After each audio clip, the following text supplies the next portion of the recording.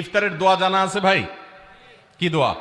আমরা একটা দোয়া কমন জানি বাংলাদেশে মানুষ, সেটা হলো আল্লাহুম্মা লাকা সুমতু আলা রিজকিকা আফতারতু। এটাও হাদিসে বর্ণিত হয়েছে, কিন্তু হাদিসের সনদ নিয়ে অনেকে কোনটা নিয়ে আলাপ তুলেছেন, প্রশ্ন তুলেছেন। আল্লাহুম্মা লাকা সুমতু মানে হলো, হে আল্লাহ, আপনার উদ্দেশ্যে রোজা রেখেছি, ওয়া আলা রিজকিকা আফতারতু, এবং আপনার দেওয়া রিজিক দিয়ে ইফতার করেছি। আর ইফতারের আরেকটা দোয়া হলো যাহাবাজ জামা ওয়াবতাল্লাতিল উরুক ওয়া সাবাতাল আজরু ইনশাআল্লাহ। এটা একটা দোয়া। যদি এগুলো দোয়ামূলক নয়, আমরা দোয়া বলছি, এটা মূলত আল্লাহর কাছ থেকে একটা প্রত্যাশা। এর অর্থ হলো যাহাবাজ জামা, আমার পিপাসা দূর হয়ে গেছে। ওয়াবতাল্লাতিল উরুক, আমার শিরা উপশিরাগুলো সব সিক্ত হয়ে গেছে। ওয়া সাবাতাল আজরু ইনশাআল্লাহ, এবং আল্লাহ চাহেন তো এই রোজার বিনিময় আমার সাব্যস্ত হয়ে গেছে আল্লাহর কাছে, এটা স্থির হয়ে গেছে। এটা হলো ইফতারের দোয়া। ইফতারের দোয়াটা কি ইফতারের আগে করব না পরে করব? ইফতারের দোয়াটা যারা ইফতারের আগে করার পক্ষে তারা হাত তোলেন। অল্প সংখ্যক মানুষ। আর বাকিরা সবাই কি পরের পক্ষে না মাঝখানের পক্ষেও আছেন লোক? সব পরের। মাশাআল্লাহ, সব সূক্ষ্ম সূক্ষ্ম মাসআলা দেখি গাবতলী মানুষ জানে, মাশাআল্লাহ, অনেক অগ্রসর দেখা যায়। আল্লাহ আমাদের সবাইকে দিনের জন্য কবুল এবং মঞ্জুর করুন, মাশাআল্লাহ। ভাইরা আমার, ইফতারের দোয়াটা ইফতারের পরে করতে হয়, যেটা বেশিরভাগ মানুষ জানে না। কিন্তু আমি অবাক হলাম যে এখানে বেশিরভাগ মানুষ আপনারা জানেন, মাশাআল্লাহ, নলেজেবল মানুষ, বোঝা গেছে। ইফতারের দোয়ার অর্থের দিকে তাকালেই তো বোঝা যায় এটা আগে না পরে। দোয়ার অর্থের মধ্যে তাকালে আমরা দেখতে পাচ্ছি যে আল্লাহ শিরা উপশিরা সিক্ত হয়ে গেছে, পিপাসা দূর হয়ে গেছে, এগুলো তো ইফতারের পরেই হয়। অবশ্য আমি অর্থ আগে বলে দিছি, সেটা দেখে হয়তো আপনারা অনেকে বুঝে ফেলছেন, মাশাআল্লাহ। তো যাই হোক, ইফতারের শুরুতে বিসমিল্লাহ বলে ইফতার করব, আর শেষে এই দোয়া পড়বো। আল্লাহ আমাদেরকে আমলের তৌফিক দান করুন। 9 নম্বর হলো সাহরি এবং ইফতারে খেজুর খাওয়া। খেজুর দিয়ে সাহরি ইফতার করা। ইফতারে আপনি অন্য যা খান না খান, খেজুর দিয়ে খাবেন। নবী সাল্লাল্লাহু আলাইহি সাল্লাম আদা পাকা আদা খেজুর দিয়ে ইফতার করতেন, যেটাকে রোতাব বলা হয়। আর যদি সেটা না পাওয়া যেত, সাধারণ যে কোনো খেজুর, সেটাও না পাওয়া গেলে একটু পানি খেয়ে তারপর তিনি ইফতার করতেন। আমরা ইফতারে খেজুর খেতে হয় সুন্নাহ, এটা আমরা জানি, কিন্তু যেটা জানি না সেটা হলো সাহরিতে খেজুর খাওয়া। ভোর রাতে সাহরিতে খেজুর খাওয়া সুন্নত। এটা আগে কে কে জানতেন? হাত তোলেন। আগে জানতেন? মাশাআল্লাহ, হাত নামান। গত বছর রমজানে সাহরিতে ভাত তরকারি যাই খাইছেন না খাইছেন, একটা হলো খেজুর খাইছেন, কারা কারা হাত তোলেন? মাশাআল্লাহ, দেখি সব আমল করা মানুষ, মাশাআল্লাহ।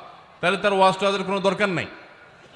এত নলেজেবল মানুষ, এত আমলদার মানুষ যদি এলাকায় থাকে, তাহলে ওয়াজের দরকারটা কি? আল্লাহ আমাদের সবাইকে আমলের তৌফিক দান করুন। ভাইরা আমার, ইফতারে খেজুর খাওয়া যেমন সুন্নাত, সাহরিতেও খেজুর খাওয়া সুন্নাত, কিন্তু খেজুর খাওয়া কোনো ফরজ ওয়াজিব না। খেজুরের দাম বেশি হয়ে গেছে, আপনি কিনতে অপারগ। যদি একটা খেজুরও পুরো রমজানে না খান, আপনার রোজার কোনো অসুবিধা হবে। তবে নবী সাল্লাল্লাহু আলাইহি সাল্লাম যেহেতু ইফতার এবং সাহরিতে খেজুর খেতেন, আর খেজুরে প্রচুর পরিমাণ সুগার আছে, উপকারী, যেটা মানুষের স্বাস্থ্যের জন্য উপকারী, প্রচুর পরিমাণ এনার্জি আছে, খাদ্য শক্তি আছে, সারাদিন রোজা রেখে আমাদের যে সুগারের ঘাটতি হয় সেটা পূরণ করার জন্য সহায়ক হয়। এই জন্য সাহরি এবং ইফতারে খেজুর খাওয়া এমনিতেও উপকারী। আর নবী সাল্লাল্লাহু আলাইহি সাল্লামের সুন্নাত, তিনি বলেছেন, নি'মা সাহুরুল মুমিনি আত-তামার, ইমানদারের সাহরির আইটেমের মধ্যে সবচেয়ে বেস্ট, উত্তম হলো খেজুর। এই জন্য অন্য যাই খান না খান, একটু হলো, এক পিস হলো খেজুর খাবেন, ইনশাআল্লাহ। সুন্নাত আদায় করার নিয়তে খেলে এই খেজুর সুন্নাতটা আদায় হয়ে যাবে, আল্লাহ তাআলা তা চাহেন তো। রোজা রেখেছেন কিন্তু ইফতার করেন নাই, রোজা হয়ে যাবে কিন্তু সুন্নাত আদায় হবে না। এই জন্য ইফতার করা একটা সুন্নাত। আল্লাহ তাআলা আরহামুর রাহিমিন, এমন একটা মাস রমজান মাস, সারা বছর কিন্তু আমরা নাস্তা করি। সারা বছর যেটা নাস্তা করি, রমজানে সে নাস্তাই করি। পার্থক্য হলো সারা বছর নাস্তা করি সকালে, রমজানে নাস্তা করি সন্ধ্যায়। মানুষ দীর্ঘ সময় না খেয়ে থাকার পরে যে খাবার খায় সেটাকেই ব্রেকফাস্ট বলে, সেটাকেই নাস্তা বলে। আরবিতে যে ইফতার বলা হয়, এই ইফতার শব্দের অর্থ কিন্তু নাস্তা। ইফতার শব্দের অর্থ কি? নাস্তা।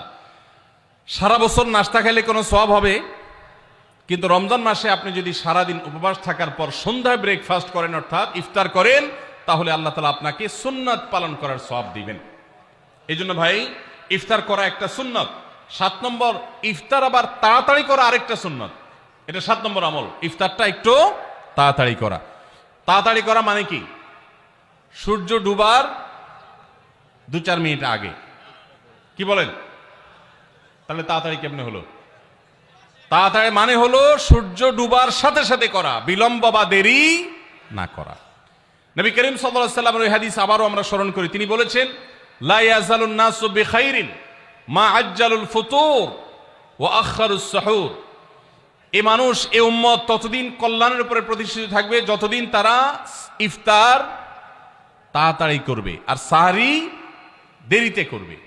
ইফতার তাড়াতাড়ি করা এর মানে হলো সূর্য ডুবছে আর দেরি করবেন না। শিয়ারা এবং ইহুদিরা তাদের মধ্যে রোজা আছে, ফাস্টিং আছে, তারা সেই রোজায় ইফতার করে হলো চতুর্দিক অন্ধকার হয়ে যাওয়ার পর, সূর্য ডুবার পর পর ইফতার করে না। তো এই জন্য নবী সাল্লাল্লাহু আলাইহি সাল্লামের আদর্শ হলো তার বিপরীত, অর্থাৎ সূর্য ডুবার পর পর ইফতার করে ফেলা, অতিরিক্ত বিলম্ব না করা। আল্লাহ আমাদেরকে আমলের তৌফিক দান করুন। রমজান মাসে রোজা রেখে আমরা বেশি বেশি দোয়া করব। চলতে ফিরতে উঠতে বসতে দোয়া করতে পারেন। আমাদের মায়েরা অনেকে শুনছেন আমাকে, রমজান মাসে আপনি গৃহস্থলী কাজ করছেন, রান্না বাড়া করছেন, ঘর ঝাড়ু দিচ্ছেন, আর মনে মনে আল্লাহর সাথে কথা বলেন। দোয়া মানে আল্লাহর সাথে কথোপকথন। আল্লাহ আপনি আমাকে মাফ করে দেন, আমার বাবাকে মাকে মাফ করে দেন, সন্তানগুলোকে হেদায়েত দান করেন, চোখের পানি ফেলেন।